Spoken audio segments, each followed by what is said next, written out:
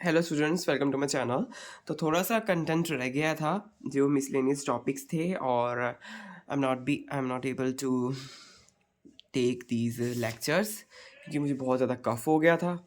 अब तो ठीक हो गया है और क्योंकि मैं बोल भी नहीं पा रहा था, बहुत ज़्यादा कफ़ हो गया था मुझे।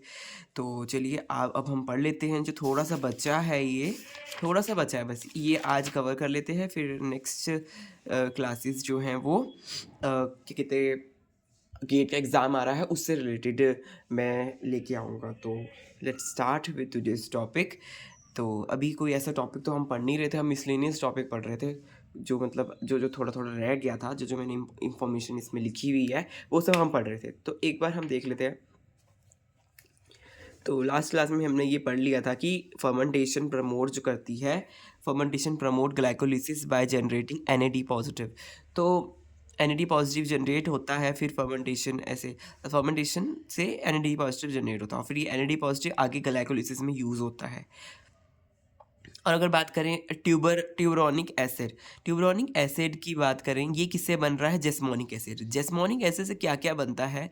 कई बहुत कुछ देखिए जब जेस्मोनिक एसिड से बनता है, जैसे ट्यूबरोनिक एसिड हो गया, है ना, और ये क्यूकरबिक एसिड हो गया, सिस जेस्मोन हो गया, ऐसी चीज़ें। और जेस्मोनिक आइसोल्यूसिन, है ना, और jasmonyl glucose, jasmonyl 1 glucose, 1 beta glucose, sorry, और मिथाइल जेस्मोनेट, ये सब क्या कहते हैं, जेस्मोनिक एसिड से बनता है। बट उसमें कुछ एक चीज़ होती है तब जाके ये बनता है। जैसे अगर जेस्मोनिक एसिड में हाइड्रोक्सिलेशन होगी तो बनेगा ट्यूबरोनिक एसिड, और अगर इसमें H2 हम डाल देंगे तो बनेगा क्यूक्यूबिक एसिड। CO2 डालेंगे जेस्मोनिक एसिड में तो इससे रिएक्ट करके बनेगा सिस जेस्मोन। अमाइनो एसिड डालेंगे तो क्या कहते हैं, जेस्मोनिक एसिड आइसोल्यूसिन, आइसोल्यूसिन में एक एंजाइम है, हाँ वही है, अमाइनो एसिड है। और ग्लूकोज डालेंगे, ग्लूकोज से रिएक्ट करेगा तो बनेगा जेस्मोनाइल 1 बीटा ग्लूकोज, और CH2 मिथाइल ग्रुप से करेगा तो मिथाइल जेस्मोनेट। तो ये सब इंपॉर्टेंट चीज़ें हैं। मिथाइल जेस्मोनेट तो हमने जेस्मोनिक एसिड का जब हमने सिग्नलिंग पढ़ी थी, है ना, जब हार्मोन की सिग्नलिंग पढ़ी थी तब भी हमने इसका मिथाइल जेस्मोनेट पढ़ा था। और एक SG नाम करके एक होता है, ये क्या होता है? Lead to short thick culms and important for lodging resistance. ये एक प्रकार का जीन है जो क्या करता है, शॉर्ट और थिक कहते कल्म्स बनाता है, इम्पॉर्टेंट फॉर लॉजिंग करने के लिए, लॉजिंग रेजिस्टेंस के लिए भी चीज़, जो लॉजिंग रेजिस्टेंस होती है उसे बचाने के लिए ये काम आता है। जिब्रेलिन्स में ये फैक्टर, ये एंजाइम नहीं, इसको फैक्टर, एक प्रकार का जिब्रेलिन का एक फैक्टर है, SG1। Increase in concentration of metabolites, तो क्या होगा? Increase in concentration of metabolites, जैसे AMP और सिट्रेट हो गया, और ये क्या करते हैं? स्टिमुलेट करते हैं। हाँ, बेसिकली ये प्रकार का कंट्रोल मैकेनिज्म, कंट्रोल कैसा है इसका, कंट्रोल और रेगुलेशन कह सकते हैं। रेगुलेशन है ये, उसकी जो साइकिल्स है उसकी रेगुलेशन है। फ्रक्टोज 2,6 बिसफॉस्फेट और AMP स्टिमुलेट करते हैं। सिट्रेट जो होता है वो इनिबिट करता है। एलानिन, साइटो एसिटाइल की को ATP, ये भी इनहिबिट करते हैं। और ग्लूकोज 6 फॉस्फेट और H पॉजिटिव, ये भी इनहिबिट करते हैं। तो इनहिबिट करने वाले तो बहुत सारे हैं। स्टिमुलेट करने वाला AMP और फ्रक्टोज 2,6 बिसफॉस्फेट, बस ऐसे आ सकते हैं कि फ्रक्टोज 2,6 बिसफॉस्फेट और AMP जो है वो स्टिमुलेट करते हैं। कभी कभी जैसे मैच द फॉलोइंग क्वेश्चन होते हैं ना, उसमें ये सी इंफॉर्मेशन आ जाती है। थोड़ी बहुत कफ मुझे अभी भी हो रहा है। Blue light increase level of stomata. Blue light क्या करता है? स्टोमेटा का जो increase level of stomata above saturation by red light illumination. Red light, blue light जो है वो क्या कहते हैं, स्टोमेटा के लेवल को बढ़ाता है, मतलब स्टोमेटा को खोलने में मदद करता है ब्लू लाइट। हाँ, सैचुरेशन, इसके बाद इसके जो सैचुरेट हो जाता है, जैसे सैचुरेशन हो जाती है ज़्यादा लाइट, अगर रेड लाइट ज़्यादा लाइट दे दी, इसकी सैचुरेशन होगी। सैचुरेशन मतलब उस चीज़ का ज़्यादा हो जाना। तो रेड लाइट का अगर ज़्यादा हो जाना है तो उसको ओवरकम करने के लिए ब्लू लाइट आती है। तो वो ब्लू लाइट क्या करती है, उसके लेवल को इंक्रीज़ करती है, स्टोमेटा के लेवल को इंक्रीज़ करती है, मतलब स्टोमेटा को ओपन करती है बेसिकली।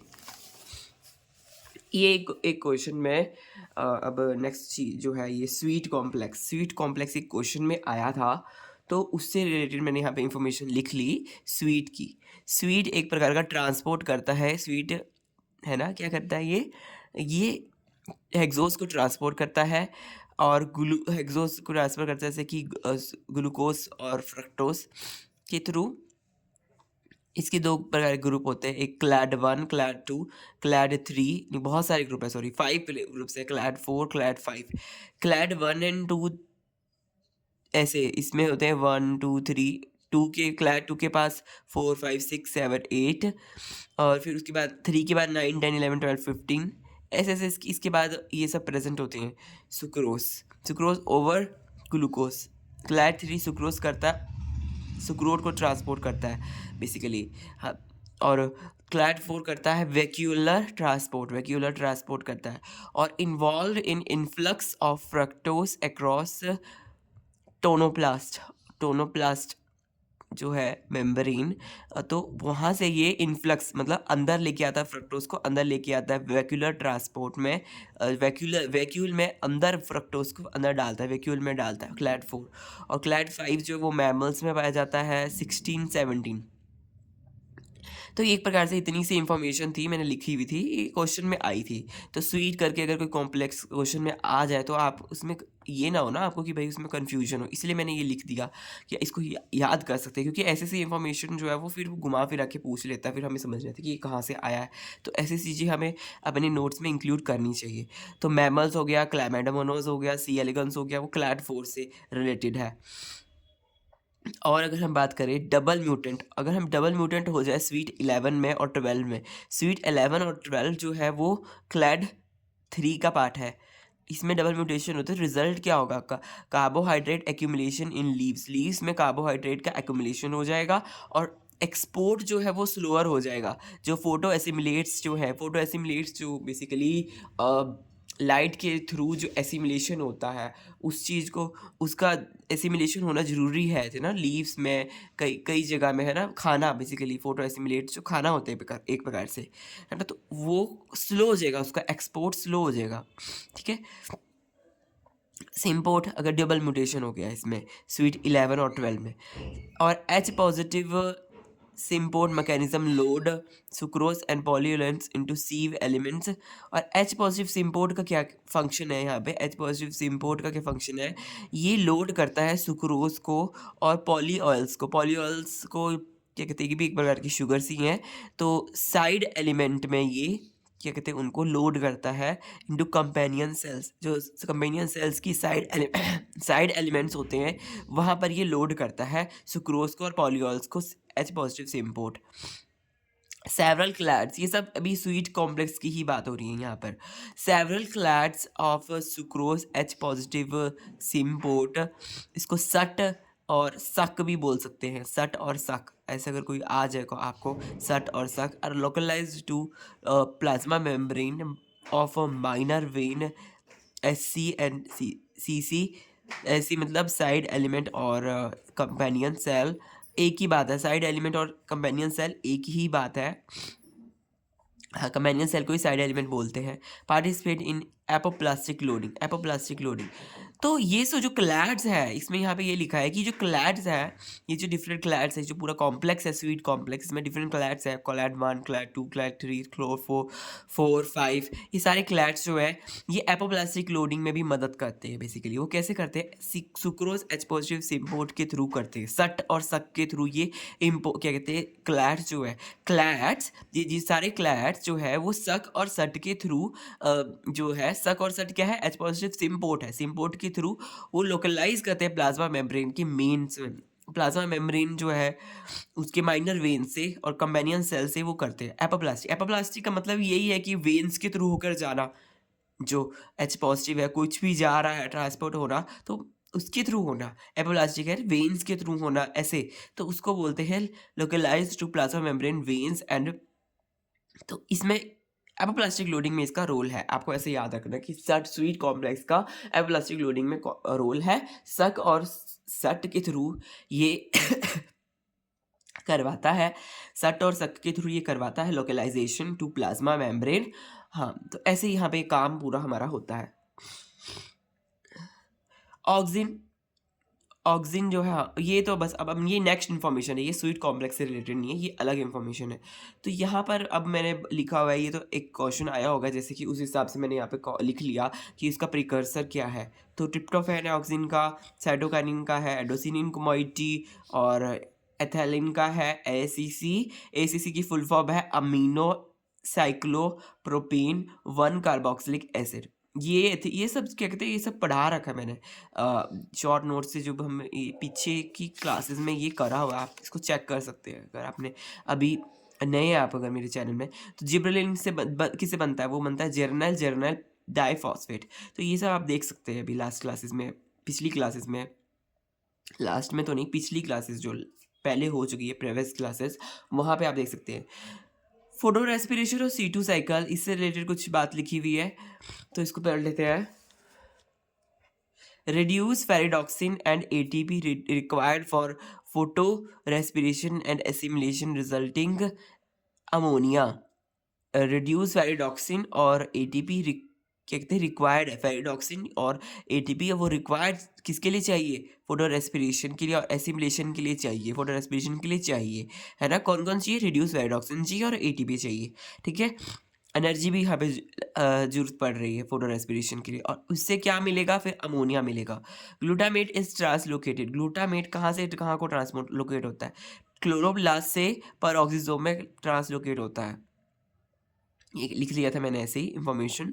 और अल्फा कीटोग्लूटारेट परऑक्सीजोम से क्लोरोप्लास्ट में, परऑक्सीजोम से क्लोरोप्लास्ट में। तो ऐसे ही आप इसको याद रख सकते हैं कि ग्लूटामेट क्लोरोप्लास्ट से परऑक्सीजोम में, फिर परऑक्सीजोम से क्लोरोप्लास्ट में, ये पहले क्लोरोप्लास्ट से परऑक्सीजोम, फिर उल्टा परऑक्सीजोम से क्लोरोप्लास्ट अल्फा कीटोग्लूटारेट। तो ये दोनों आपस में आप शेयर कर सकते हैं। एक कर लीजिए, ग्लूटामेट कर लीजिए, ग्लूटामेट और क्लोरोप्लास्ट टू परऑक्सीजोम, ग्लूटामेट जा रहा है परऑक्सीजोम में और अल्फा कीटो ग्लूटारेट जा रहा है क्लोरोप्लास्ट में।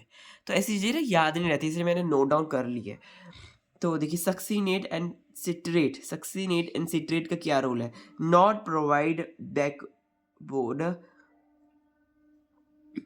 सक्सीनेट। हाँ, ये पूरा एक क्वेश्चन, हाँ एक क्वेश्चन था पूरा, हाँ इससे रिलेटेड है पूरा, क्या कहते हैं फोटो रेस्पिरेशन से रिलेटेड है ये। सक्सीनेट और सिट्रेट क्या करें, not provide backbone carbon skeleton of amino acid, ये बैकबोन प्रोवाइड नहीं करता, सक्सीनेट और सिट्रेट बैकबोन प्रोवाइड नहीं करता कार्बन स्केलेटन के लिए, फॉर अमाइनो सिंथेसिस के फॉर्मेशन के लिए।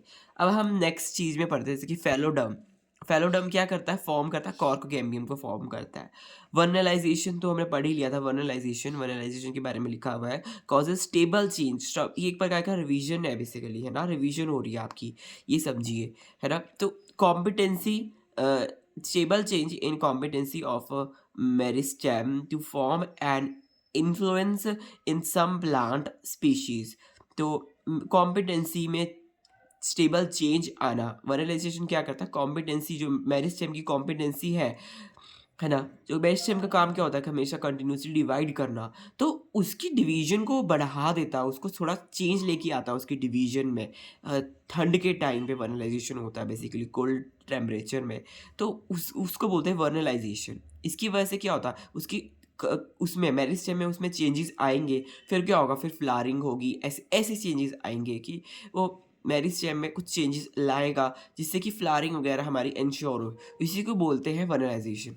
Causes changes in gene expression, gene expression में ये चेंजेस को करता है, not involve in alternation in DNA sequence. Obviously DNA sequence में ये काम नहीं करे कि जीन के एक्सप्रेशन में, कि वो क्या एक्सप्रेस करेगा, क्या इसकी फ्लावरिंग होगी कि नहीं होगी, उसमें ये चेंज लेके आता है, उसके डीएनए सीक्वेंस को कोई चेंज नहीं करता। डीएनए सीक्वेंस जो इसमें AATTTGGG है, वो तो बायोकेमिस्ट्री तक तो ये पहुंच नहीं रहा ना, वहाँ तक तो ये नहीं जा रहा है, बस ये एक्सप्रेशन लेके आ रहे हैं। वन जैसे alter FLC gene, FLC gene तो ऑब्वियसली रोकते हैं, FLC जीन हमने पढ़ा था, ये FLC जीन जो होते हैं ये वर्नलाइजेशन को होने से रोकते हैं, एक प्रकार के इनहिबिटर है FLC जीन्स। अब हम नेक्स्ट पढ़ लेते हैं, बस यही पेज है, फिर उसके बाद हमारा हो जाएगा। हाँ, जो भी मैंने लिखा हुआ है बेसिकली वो अभी हमारा कंप्लीट हो जाएगा। NADP ऑक्सीडेज, NADP ऑक्सीडेज के बारे में देखिए मैंने क्या लिखा है, involves in plasma membrane spanning proteins, plasma membrane spanning protein में ये इन्वॉल्व होते हैं, encoded by respiratory burst oxidase homologue gene. जो रेस्पिरेटरी बर्स्ट होता है उससे ये एनकोडेड होते हैं। जो रेस्पिरेटरी बर्स्ट होता है ऑक्सीडेज होमोलोग जीन्स जो होते हैं, ऑक्सीडेज होमोलोग जीन्स होते हैं रेस्पिरेटरी बर्स्ट के द्वारा, उससे ये एनकोड होते हैं। FAD involve in formation of super oxide. FAD क्या बनाता है? फॉर्मेशन करता है सुपर ऑक्साइड्स का, ये फॉर्मेशन करता है। हाँ, तो एफएडी एनएडीपी इसमें एफएडी भी इन्वॉल्व होता है और सुपर ऑक्साइड का वो करता है। तो यही इससे पता चल रहा है कि रेस्पिरेटरी बर्स्ट के टाइम पर हमारा एनएडीपी ऑक्सीडेज से वो काम करता है। ठीक है, ये हमें इंफॉर्मेशन इससे मिल रही है।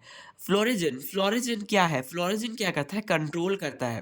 फ्लोरेजन क्या कंट्रोल करता है? फ्लावरिंग स्टेटस, फ्लावरिंग स्टेटस जो है ये कंट्रोल करता है। और बेसिकली एफटी जो है फ्लावरिंग लोकस टी जीन है, उसको ये वो करवा रहा है, उसको ये बनवा रहा है, एफटी जीन को बनवा रहा है फ्लोरेजन, है ना। एफटी तो होना जरूरी है, एफटी जीन होगा तो फ्लावरिंग होगी।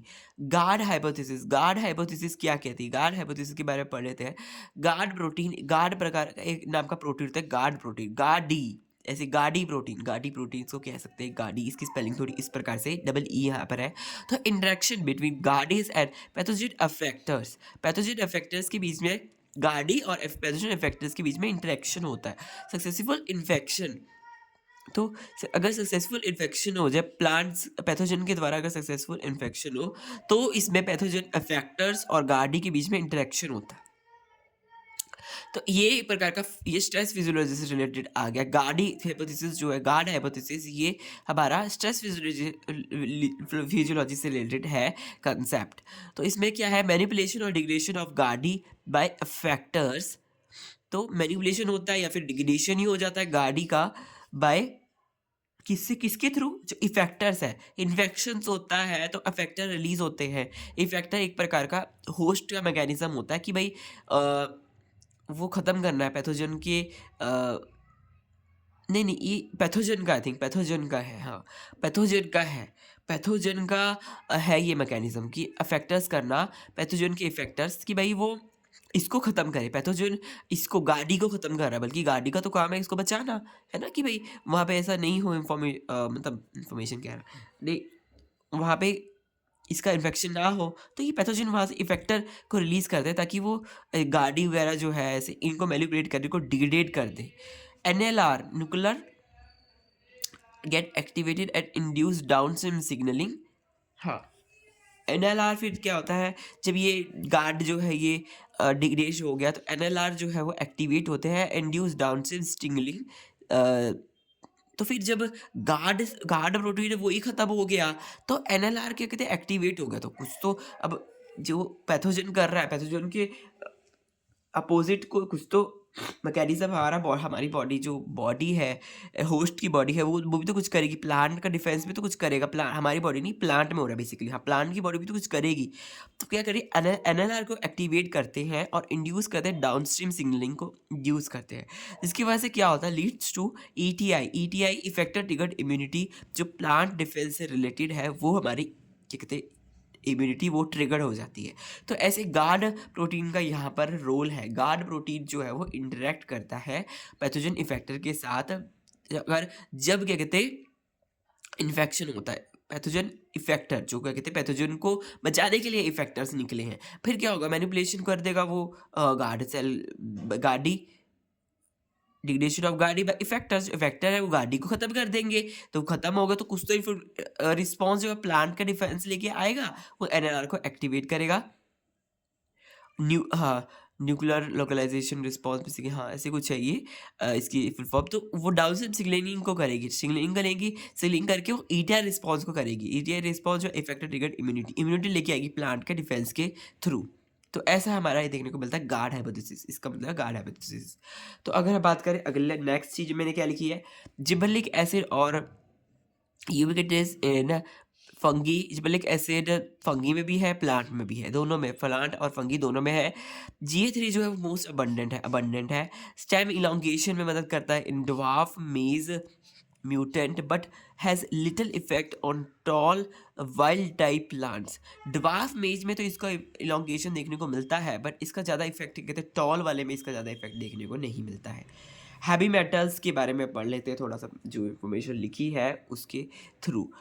हैवी मेटल्स जो है मिमिक करते हैं एसेंशियल मेटल्स को, जैसे कि मैग्नीशियम हो गया, कैल्शियम हो गया। हैवी मेटल्स जो है एसेंशियल मेटल को मिमिक करते हैं, इंटरेक्ट विद ऑक्सीजन से इंटरेक्ट करते हैं, form ROS, reactive oxygen species. Heavy metal जो है वो उसी भी स्ट्रेस फिजियोलॉजी का पार्ट है, जो ROS प्रोडक्शन हो रहा है ना, रिएक्टिव ऑक्सीजन स्पीशीज, वो उससे एसेंशियल मेटल से, कैल्शियम से और मैग्नीशियम से इंटरेक्ट करते हैं और मिमिक करते हैं। बेसिकली इसको इंटरेक्ट नहीं करते, मिमिक करते हैं कि उसकी जैसे एक्टिंग करते हैं। एसेंशियल एलिमेंट्स की तरह हैवी मेटल्स इंटरेक्ट करते हैं। हैवी मेटल्स की टॉक्सिसिटी जब हो जाती है तो उसकी बात हो रही है ना।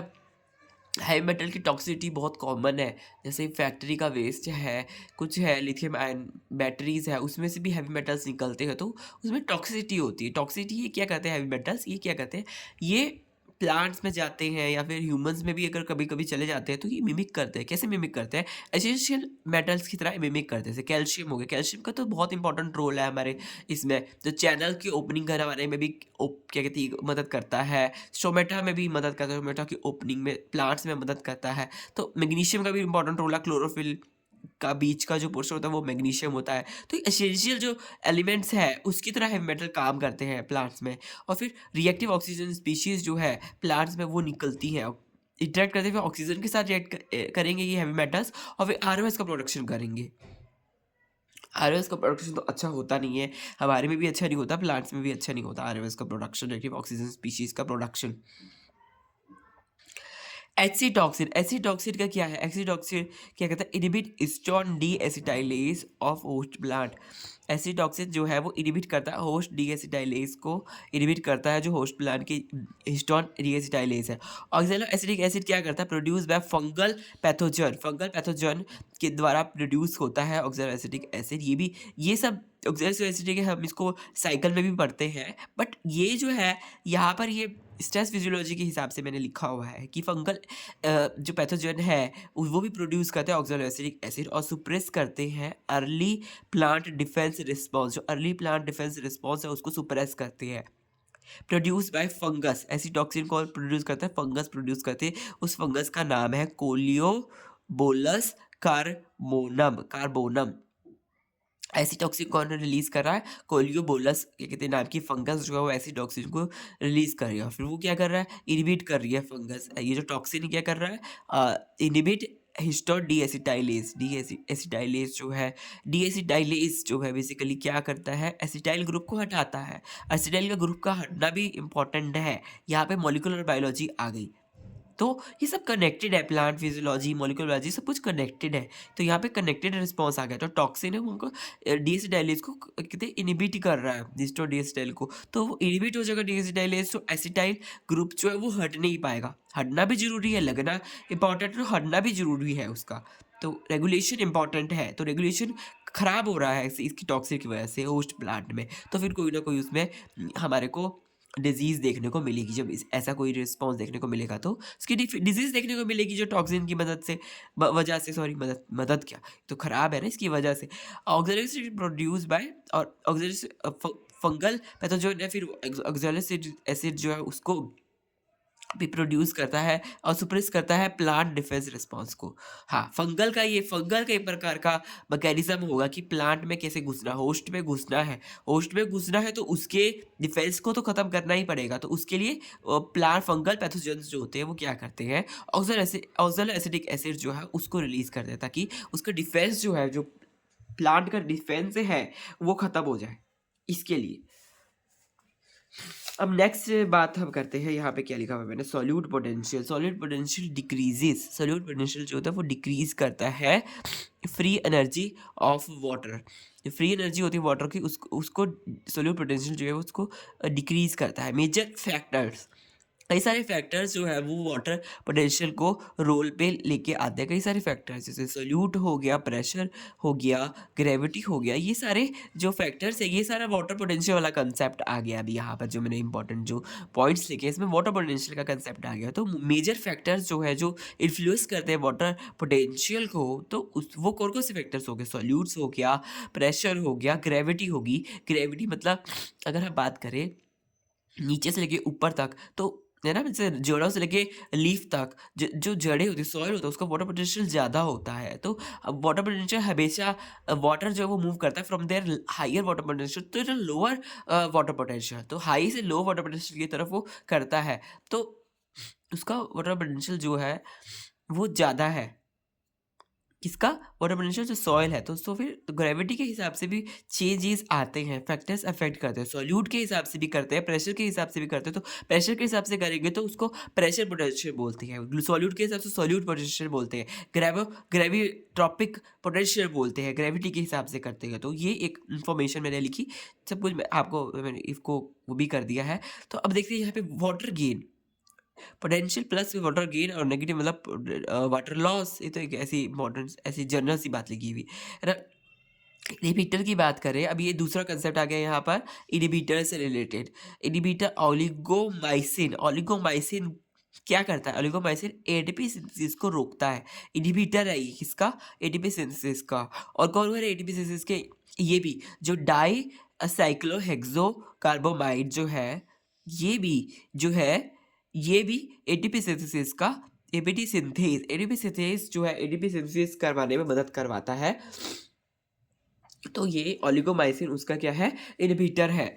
साइनाइड और एजाइड जो है ये किसका इनहिबिटर है? साइटोक्रोम सी ऑक्साइड का, साइटोक्रोम सी ऑक्सीडेज है उसका इनहिबिटर है साइनाइड और अजाइड। और रोपानोन और डिमेरोल ये किसका?